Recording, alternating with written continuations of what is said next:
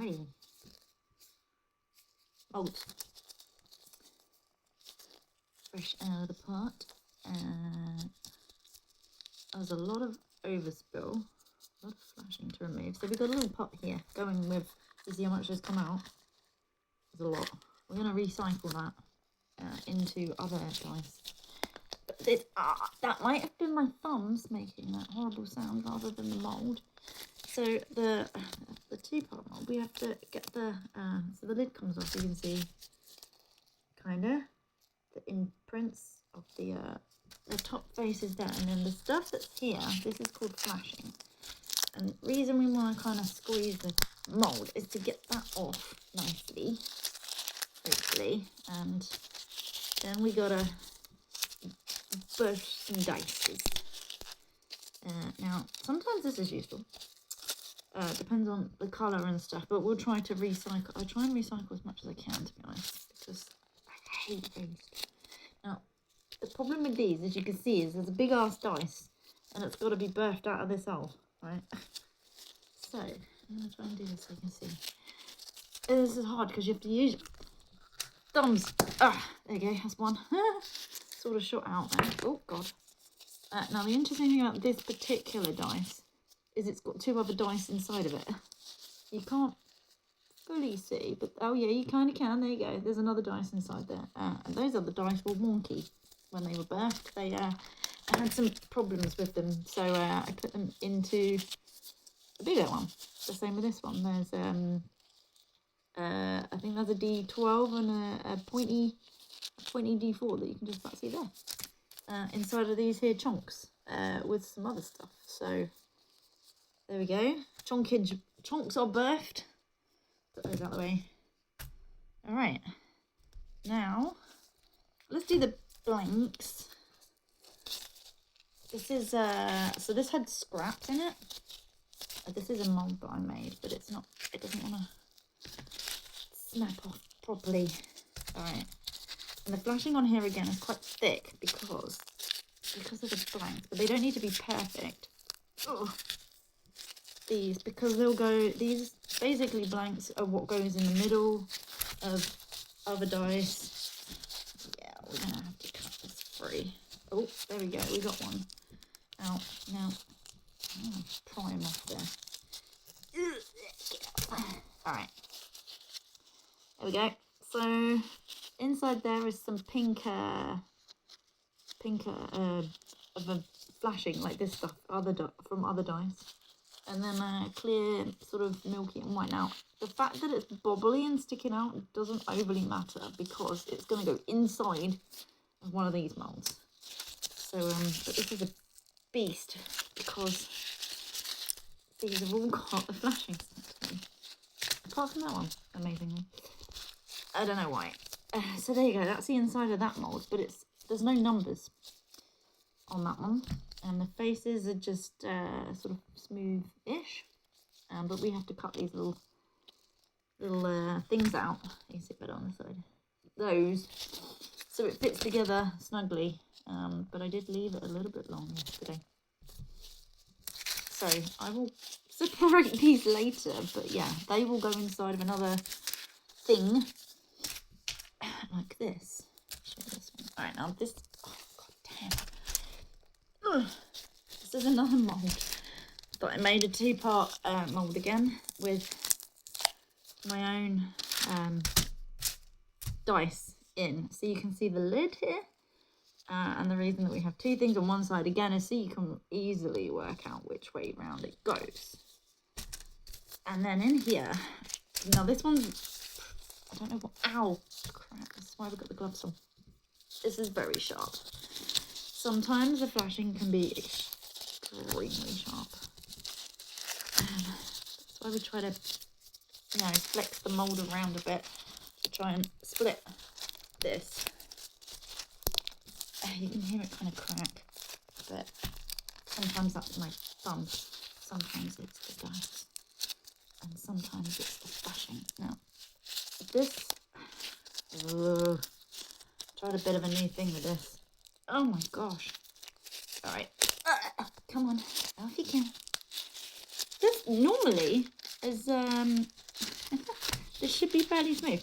But I had a wee issue with this one, right? So these dice that are in here originally looked like this. They had nothing on them. They were just blanks, essentially. And I put little stickers on. Bubble stickers. Then I put them into this mold. Now, as you can see, the numbers are on there because this is smooth mold, so I shouldn't need to sand that down because I spent a lot of time on the thing. So what we're going to do... Oh, God, I'm going to try and get these out of here now. Come on. All right, and hopefully these won't have any bubbles. I mean, they've got bubbles because I stuck bubble stickers on them, but hopefully they won't have any bubbles underneath because I used... So what I did was I used a technique that most other dice makers use, and then I found that actually it didn't really work for me. So, but come out, please come out. So yeah. The fun is in the berthing, but geez, it's an off-out hand. And as you can see, they're trying to pop a small dice through the lid. Get out, please. Sir, do you mind? Thank you. As you can see, the more and more you berth dice through here, the more wrecked the mould gets. Oh, really hurt. So there shouldn't be... It's hard to show you with the gloves on, but there shouldn't be this... bit here. There shouldn't be this bit here. This is where the silicone tears, and so I will have to create a new mold very soon, I think, just based on the fact that 3 of them are like it now. This takes a while to do, but I have a thing to do it. So let's check out these dice. Better put the lid back nice and flush for storage. Okay, so these have got bubble stickers on the inside. And then what we did was we put them inside of that mould with the clear. Now, what I normally do is I fill up the mould first and then put the blank inside. But in this case, I followed what other dice makers do, and I put the dice in first and then tried to inject the stuff around the edges, but whether or not, I'm not seeing any actual whole bubbles, but you see the bubble pictures on the dice, but they are stuck on the inside. This one's probably the better one to show you. There you go, there's a bubble there. Not bubble like a bad bubble. It's a bubble that's meant to be there. So it did work. There's a little bit of flashing there to come off, but that's fine.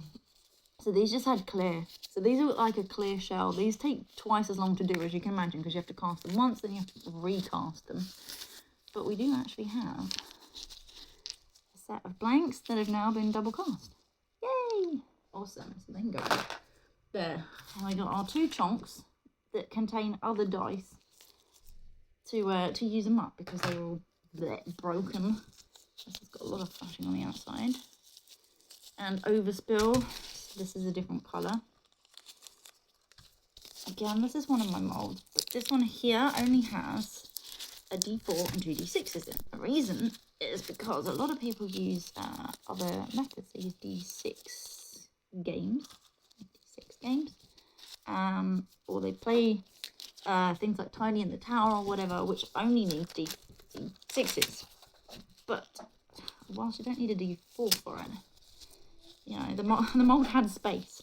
I didn't want to like not use up the space. So interesting.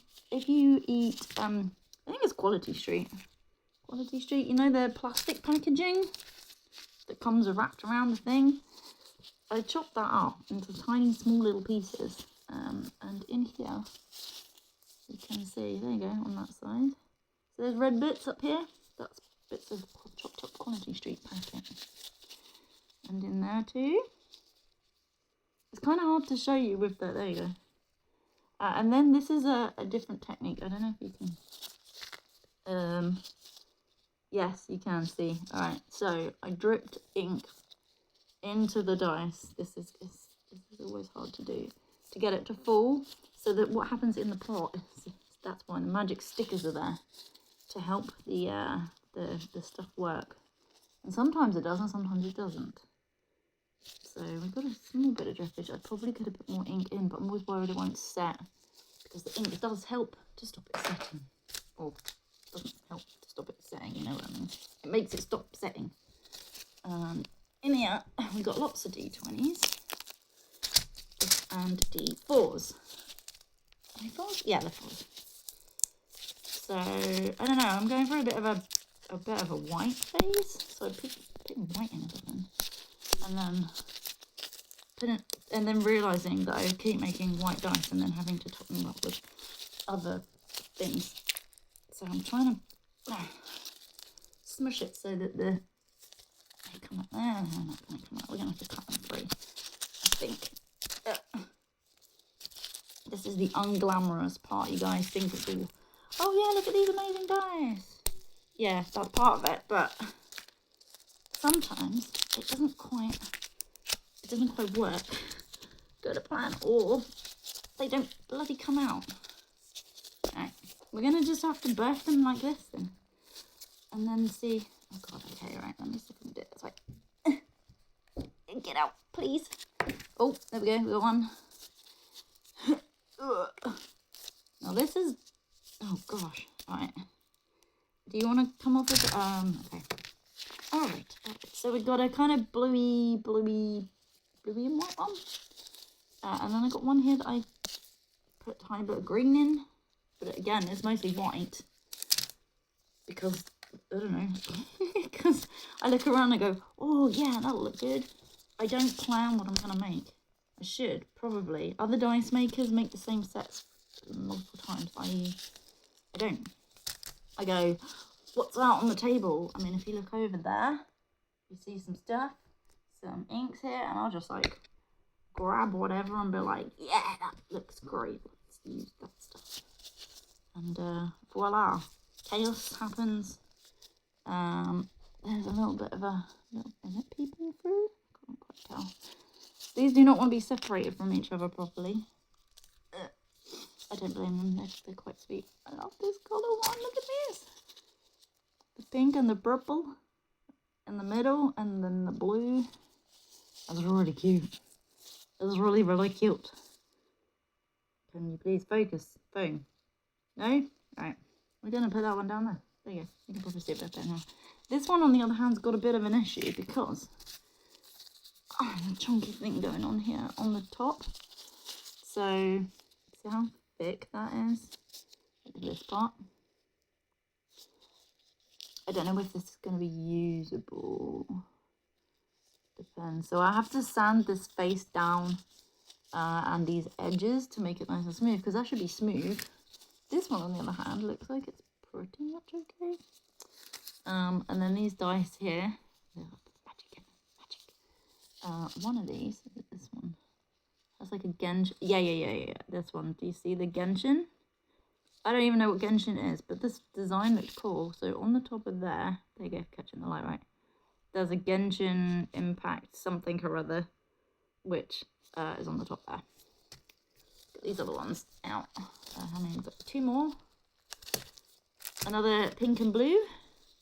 I'm liking this. And this has got scraps in from another pink set that I did. I don't remember what pink set they were, but I did. And another one was just blue and white. They look cute. Look at those. They look really cute. I love this one. I might have to keep that one for myself.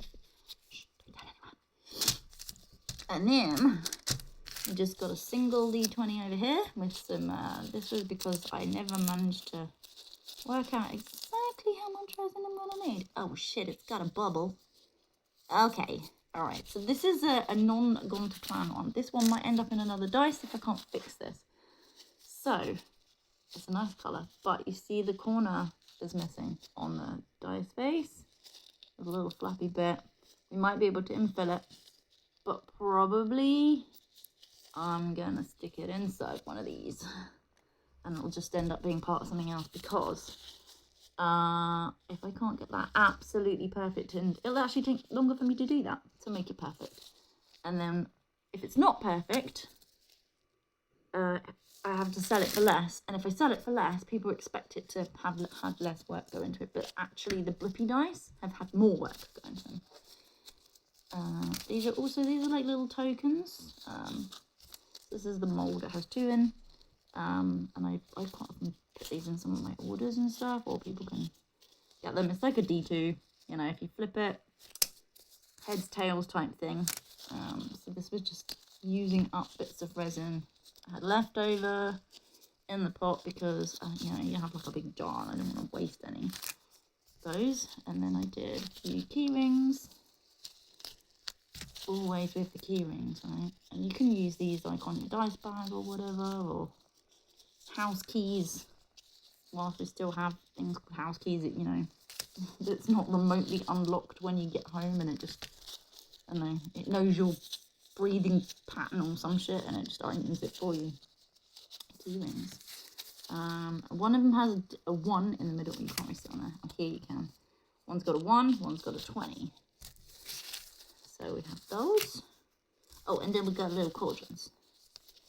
Little cauldrons. Now these are nice and thin. I think originally they were like supposed to be like earrings or something when I got them, but I was like, no, I'm using it for earrings. They look cute. It's like little hangy things.